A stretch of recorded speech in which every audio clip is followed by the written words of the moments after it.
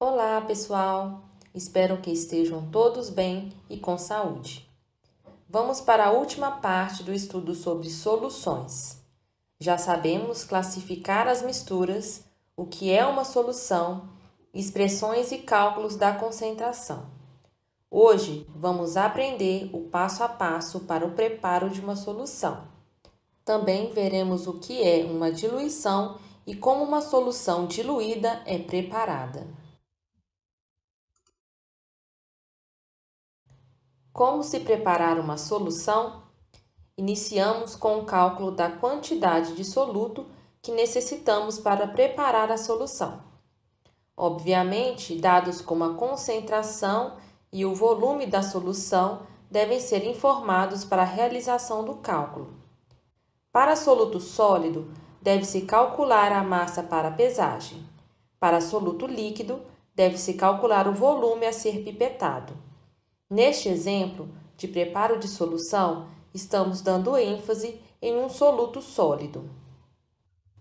Após os cálculos, pesar a massa calculada do soluto utilizando uma balança. Transferir o soluto para um becker e adicionar uma pequena quantidade de solvente, por exemplo, água, para a sua dissolução. Realizar a transferência do soluto para o balão volumétrico, conforme o volume desejado, utilizando um funil simples e o bastão de vidro. Lembrem-se que o bastão de vidro deve estar encostado no becker durante a transferência. Observe a figura.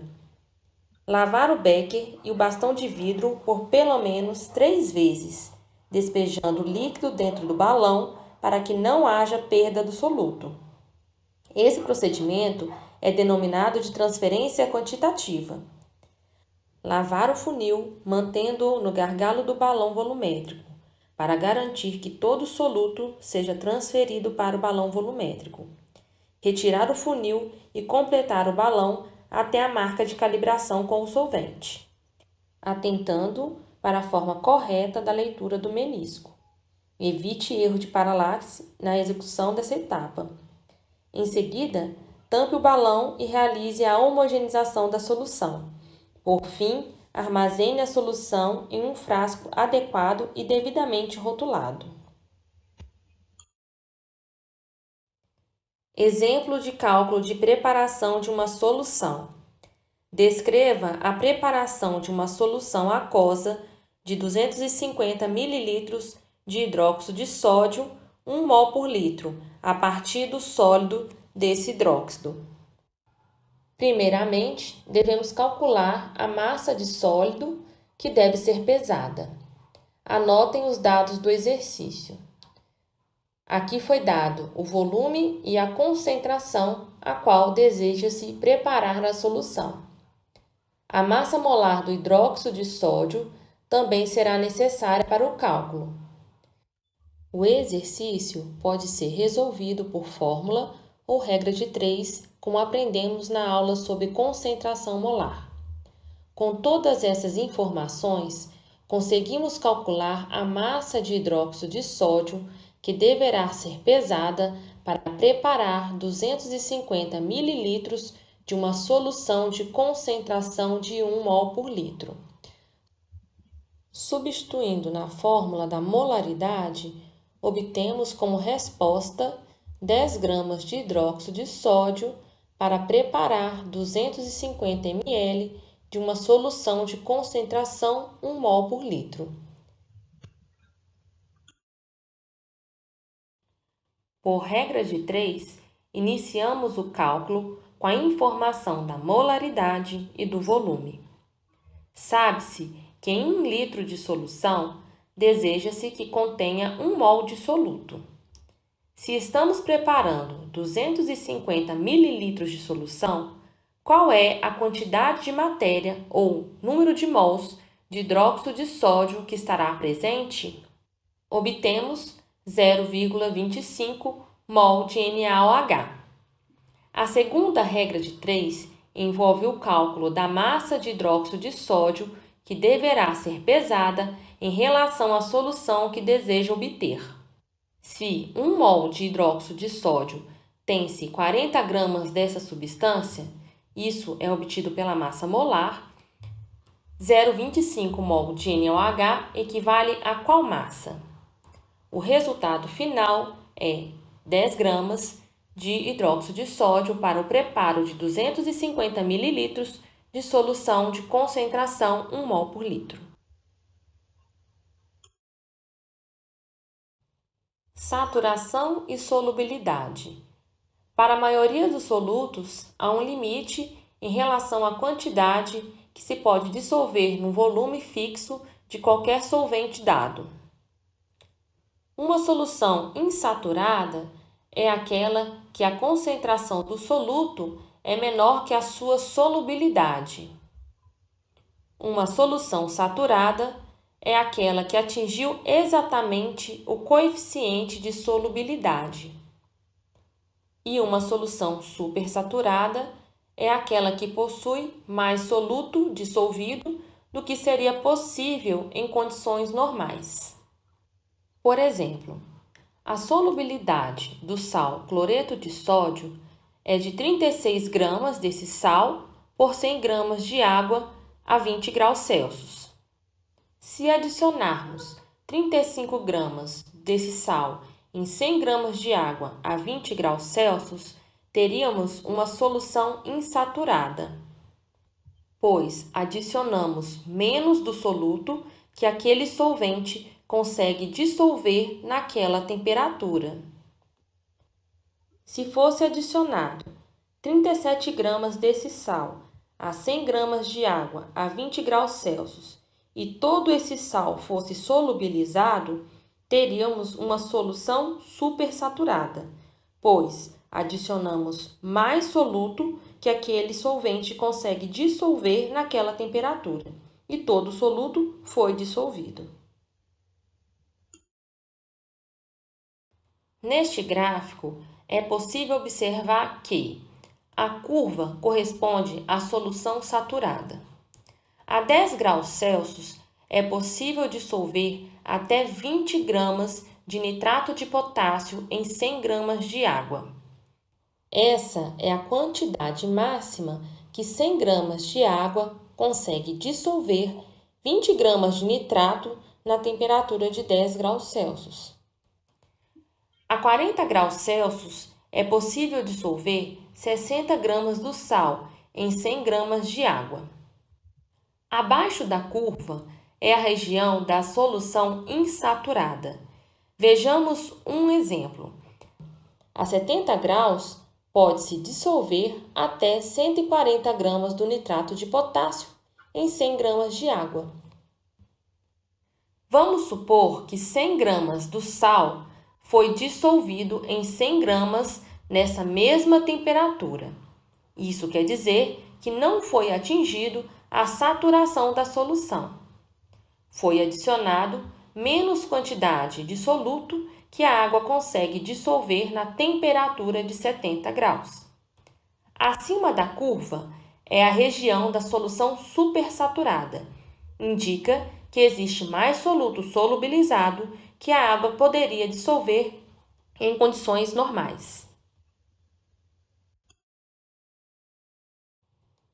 Fatores que afetam a solubilidade. Vamos falar aqui sobre a temperatura. Em geral, a solubilidade da maioria das substâncias sólidas e líquidas em um solvente líquido aumenta com o aumento da temperatura. Para gases em líquidos, tem-se observado o comportamento oposto. Algumas substâncias dissolvem-se com desprendimento de calor, com ΔH menor que zero, e outras com absorção de calor, com ΔH maior do que zero. No processo de dissolução, duas energias estão envolvidas. Uma na quebra do retículo cristalino, representado por ΔHL, que está relacionada na separação de íons, e a outra no processo de hidratação, representada por ΔHID, quando os íons estão sendo solvatados, ou seja, envolvidos por moléculas de água. A variação de entalpia em um processo de dissolução é denominada calor de solução ou entalpia de solução, que está sendo representada por ΔH-Sol. Vejamos exemplos de dissolução de dois sais, sulfato de lítio e iodeto de potássio. Temos duas energias envolvidas no processo, como foi dito. A energia de quebra do retículo cristalino, que é a energia necessária para separar os íons na sua forma gasosa. Para ambos os sais, esse processo é endotérmico, ou seja, absorve energia para que o rompimento ocorra. A energia de hidratação está relacionada com o processo de solvatação. Nela, há perda de energia, portanto, é um fenômeno exotérmico. A variação de entalpia, que é o somatório dessas energias envolvidas no processo de dissolução, nos leva ao valor de entalpia de solução. Para o sulfato de lítio, essa entalpia é menos 30 kJ por mol, que significa que a solubilidade desse sal diminui com o aumento da temperatura. Para o iodeto de potássio, o calor de solução é mais 21 kJ por mol, que significa que a solubilidade aumenta com o aumento da temperatura. Esses são alguns exemplos de aspecto de gráfico que podemos encontrar na literatura para alguns sais.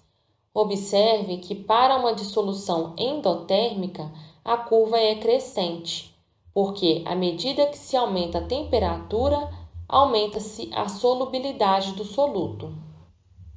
Para uma dissolução exotérmica, a curva é decrescente. Com o aumento da temperatura, diminui a solubilidade. Um outro fator que afeta a solubilidade é a pressão. A pressão tem pouco efeito sobre a solubilidade de líquidos ou sólidos em solventes líquidos. A solubilidade de gases sempre aumenta com o aumento da pressão. As bebidas gaseificadas são engarrafadas sob pressão para assegurar uma elevada concentração de CO2. Uma vez aberta a garrafa, a bebida rapidamente perde sua gaseificação. O mesmo fenômeno é responsável pelo mal-estar da descompressão, chamado de embriaguez. Quando um mergulhador ou um escavador de túneis volta à superfície muito rapidamente, o nitrogênio e o oxigênio, que estão dissolvidos no sangue a alta pressão, são repentinamente liberados nos vasos sanguíneos, em forma de bolhas. Isso é muito doloroso e, em casos extremos, pode vir causar a morte. Alguns termos são bastante comuns quando falamos de soluções. Eis aqui os eletrólitos. Eletrólitos são substâncias que dissolvem para formar soluções que conduzem eletricidade devido à presença de íons, como por exemplo, cloreto de sódio e ácido clorídrico. Não eletrólito, substâncias que formam soluções que não conduzem eletricidade. O soluto permanece em forma de molécula, por exemplo, glicose e etanol. Diluição de uma solução. Em química, é comum armazenarmos uma solução em forma concentrada, denominada solução estoque. E então, quando necessitamos de uma solução menos concentrada, realizamos aquilo que se chama de diluição, ou seja, uma solução com menor concentração de soluto. Veja o desenho esquemático. No início, a solução se encontra concentrada, perceptível pela coloração mais forte. Após sucessivas diluições, a solução se apresenta menos concentrada, percebível, pois a solução fica mais clara. Isso quer dizer que, há menos soluto disperso no meio em relação à solução estoque. Como diluir uma solução? Iniciamos o cálculo da quantidade de soluto que necessitamos para realizar a diluição. Obviamente, dados como a concentração final e o volume da solução devem ser informados para a realização do cálculo. Neste caso, estamos falando de um soluto líquido, portanto, devemos calcular o volume de líquido a ser pipetado. Após o cálculo, realizar ambiente no becker e na pipeta, que entrará em contato com a solução estoque. Uma boa prática é realizar a lavagem do balão volumétrico com o solvente e deixar uma pequena quantidade de solvente no balão. Principalmente se você estiver realizando o preparo de uma solução ácida, lembre-se que deve despejar o ácido sobre a água. Por isso, a importância de deixar uma pequena quantidade de água no balão para receber o ácido que está sendo transferido. Pipeta-se a alíquota do soluto utilizando uma pipeta, que pode ser volumétrica ou graduada dependendo do volume de líquido a ser pipetado, e uma pera. Transferir o líquido para o balão volumétrico e completar o balão até a marca de calibração com o solvente, atentando para a forma correta da leitura do menisco. Evite erros de paralaxe na execução desta etapa. Em seguida, tampe o balão e realize a homogeneização da solução. Por fim, armazene a solução em um frasco adequado e devidamente rotulado. O processo de diluição consiste em dissolver uma dada quantidade de soluto em um grande volume de solução. Quando uma solução concentrada é diluída pela adição do solvente, o número de mols de soluto na mistura permanece constante. Isto significa que a concentração molar da solução, multiplicada por seu volume, deve permanecer constante quando o solvente é adicionado.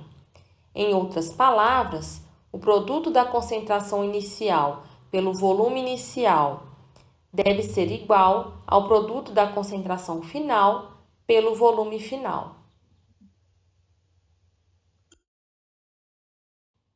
Vejamos um exemplo de cálculo de diluição. Que quantidade de água deve ser adicionada a 25 centímetros cúbicos de solução 0,500 mol por litro de hidróxido de potássio para produzir uma solução cuja concentração é 0,350 mol por litro? Anotemos os dados do problema. A concentração inicial da solução é 0,500 mol por litro. A concentração final é 0,350 mol por litro, pois é uma solução mais diluída. O volume inicial é de 25 centímetros cúbicos. Para encontrarmos o volume de água a ser adicionada, para que a solução seja diluída de 0,500 a 0,350 mol por litro, é necessário calcularmos o volume final da solução. Substituindo os valores na fórmula, obtemos um volume final de 35,7 centímetros cúbicos. Uma vez que o volume inicial era de 25 centímetros cúbicos, devemos adicionar 10,7 centímetros cúbicos para obter a solução diluída. Estamos considerando que os volumes são aditivos. Esse exercício compreende o preparo de uma solução diluída partindo de uma solução ácida concentrada. O problema pede para detalhar o preparo de 100 ml de solução de ácido clorídrico de concentração 0,700 mol por litro, partindo de uma solução concentrada conforme as informações do rótulo do reagente. Para resolver a questão, deve-se realizar os cálculos para sabermos qual a alíquota do ácido concentrado será necessária para preparar a solução desejada. Esse exercício será realizado por regra de 3. Primeiramente, devemos anotar todas as informações do problema. A dosagem em massa significa dizer que 37 gramas de ácido clorídrico estão contidos em 100 gramas de solução. A densidade indica que 1,19 gramas de solução ocupa um volume de 1 ml da solução. A massa molar do ácido clorídrico é 36,5 gramas por mol. O volume e a concentração final da solução a ser preparada também são anotados, pois precisamos dessas informações para o cálculo. Em seguida, realizar os cálculos utilizando todas as informações anotadas. A primeira etapa é calcular por regra de 3 o número de mols de ácido clorídrico presente em 100 ml de solução. Sabe-se que na solução diluída devemos ter uma relação de 0,7 mol de ácido clorídrico em 1 litro de solução. Lembrando que 1 litro equivale a 1000 ml. No volume de 100 ml, qual é a quantidade de mols de ácido clorídrico? Em 100 ml, 0,0700 mol de HCl estão em solução. A segunda etapa, iremos calcular a massa de ácido clorídrico presente no volume de 100 ml. Para isso, utilizaremos a massa molar. Sabemos que em 1 mol de ácido clorídrico temos 36,5 gramas deste composto. Se em 100 ml temos 0,0700 mol de ácido clorídrico, qual será a massa correspondente a esse número de mols? Temos como resposta que a massa de ácido clorídrico contida em 100 ml é 2,56 gramas. Partindo desse cálculo, qual é a massa de solução, água mais ácido clorídrico, deve ser tomado para preparar a solução diluída? Lembre-se que não há como separar o ácido da solução concentrada. Quando medimos a alíquota da solução concentrada para o preparo da solução diluída, estamos pensando na mistura água mais ácido. Por isso, é dada a informação da dosagem em massa, que no caso é 37%. A terceira regra de 3 será montada da seguinte forma: 37 gramas de ácido clorídrico está presente em 100 gramas de solução. 2,56 gramas desse ácido está contido em qual quantidade de solução? Aqui conseguimos obter uma massa de solução de 6,92 gramas para se ter a massa de 2,56 gramas de ácido clorídrico. Por fim, como a solução concentrada de ácido clorídrico é aquosa, devemos medir o volume e não a massa. Portanto, devemos transformar a massa da solução para o volume correspondente, utilizando a informação da densidade. Sabe-se que a densidade é igual a massa sobre volume. Substituindo os valores, temos que o volume de solução a ser medido é de 5,82 ml. Isso quer dizer que necessitamos de 5,82 ml de solução de ácido clorídrico a 37% e de densidade de 1,19 gramas por ml para preparar 100 ml de solução desse ácido na concentração de 0,700 mol por litro. Bom, agora a segunda parte do exercício é descrever o preparo da solução. Tentem mencionar todas as informações como volume da solução, vidrarias e equipamentos que serão úteis no preparo dessa solução. Deixe seu texto rico em detalhes. Nossa aula sobre o tema soluções finaliza aqui. Anotem suas dúvidas para que elas sejam esclarecidas nas aulas síncronas. Espero vocês lá. Obrigada pela atenção e um forte abraço.